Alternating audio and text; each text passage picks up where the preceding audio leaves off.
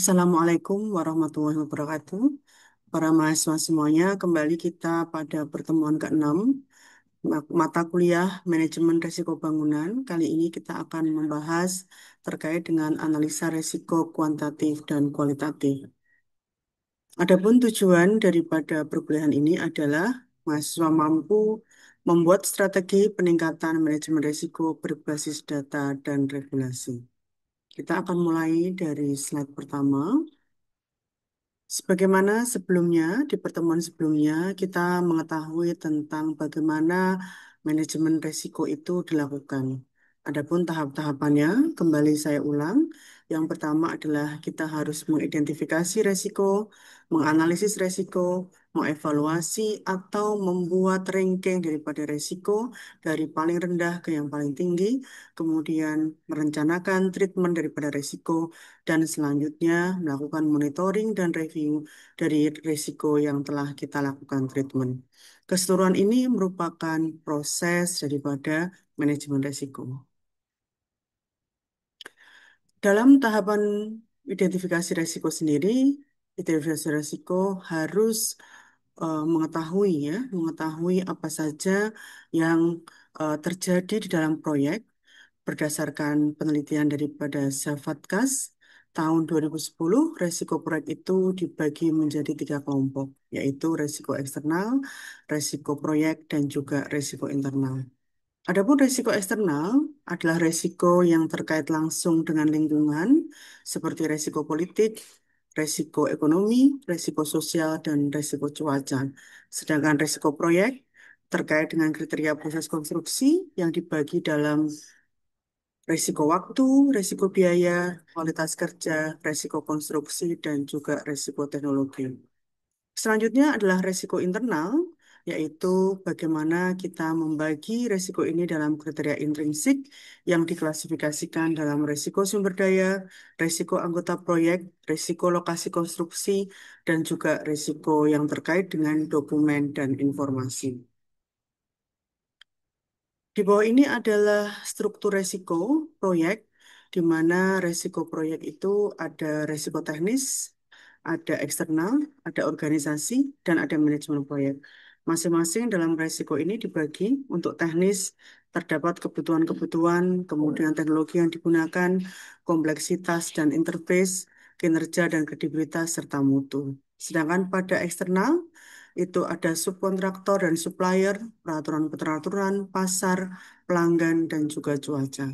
Kemudian untuk organisasi dibagi menjadi ketergantungan proyek, sumber daya, pendanaan, dan prioritas. Pada manajemen proyek terdapat estimasi, perencanaan, pengawasan, dan komunikasi. Identifikasi risiko berkaitan dengan peluang apabila itu menjadi hal positif serta ancaman apabila itu menjadi hal negatif. Identifikasi risiko dapat dilakukan dengan mengidentifikasi sebab dan akibat apa yang bisa terjadi dan apa yang akan dipastikan, atau akibat dan sebab hasil apa yang harus dihindari atau didorong dan bagaimana masing-masing dapat terjadi. Menurut W.R. Duncan 2013. Bagian fase penilaian risiko yang terdiri dari subproses berikut berdasarkan pemilihan kriteria, pengumpulan informasi, penilaian kriteria, penilaian multidimensi, representasi grafis, dan perbandingan dengan batas penerimaan serta prioritas risiko.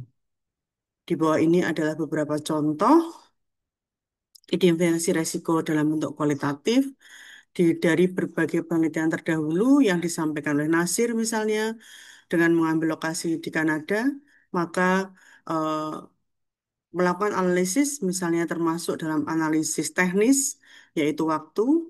Penelitian ini dilakukan untuk menentukan nilai durasi aktivitas bawah dan atas untuk analisa risiko waktu dengan simulasi Monte Carlo atau analisis PERT.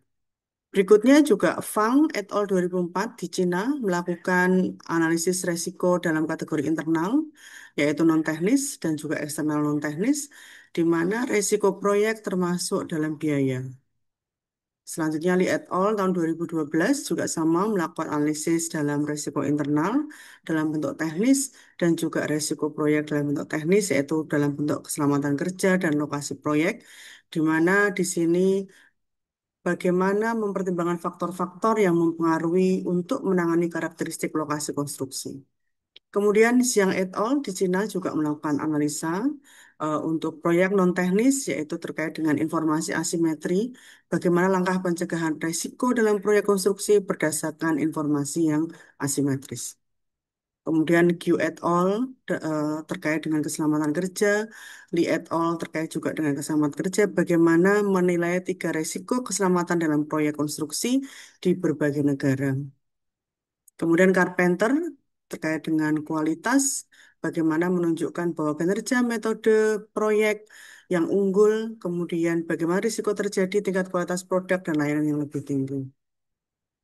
Selanjutnya, apabila kita telah melihat kategorisasi risiko dalam kualitatif, maka kita juga dapat mengkategorikan tipe risiko berdasarkan analisa kualitatif, yaitu dibagi menjadi 11.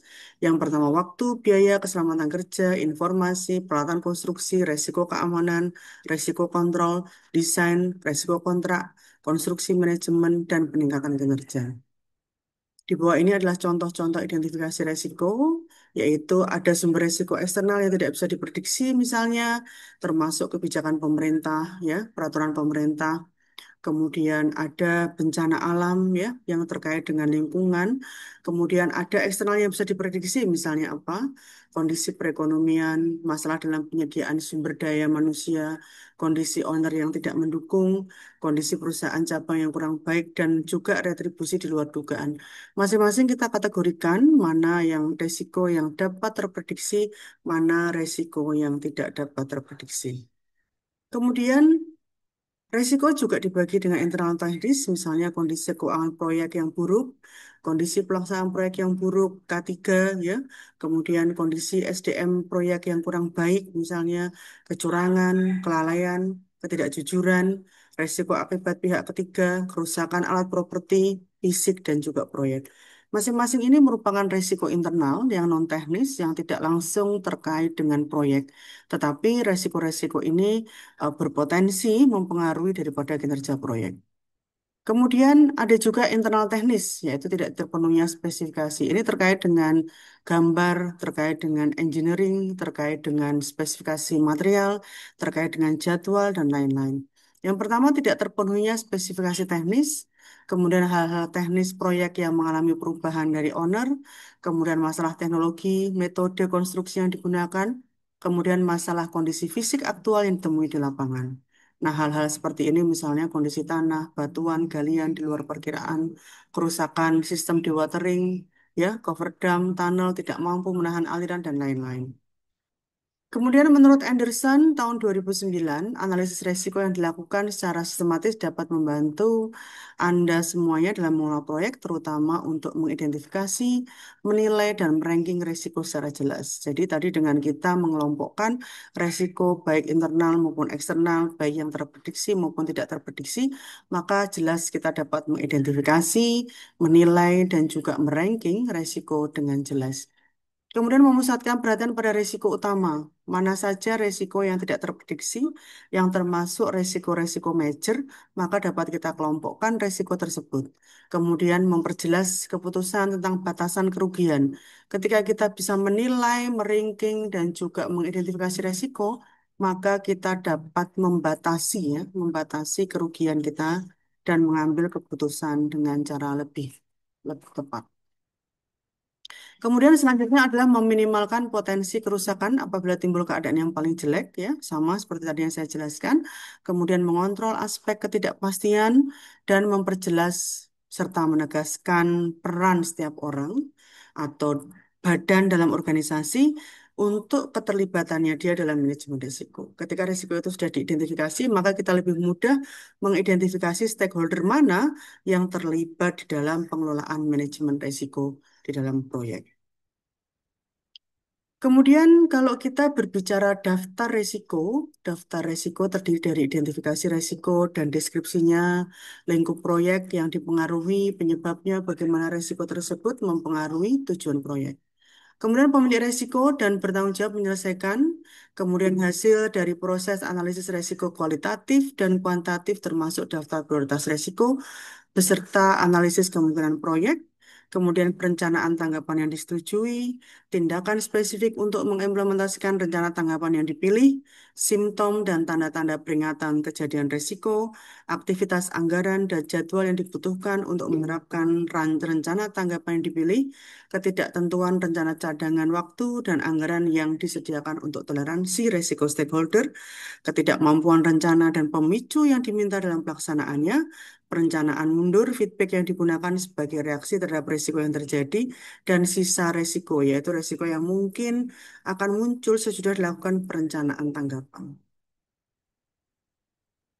Kita mengenal beberapa metode untuk mengenali risiko. Salah satunya adalah FMEA atau Failure Mode and Effect Analysis.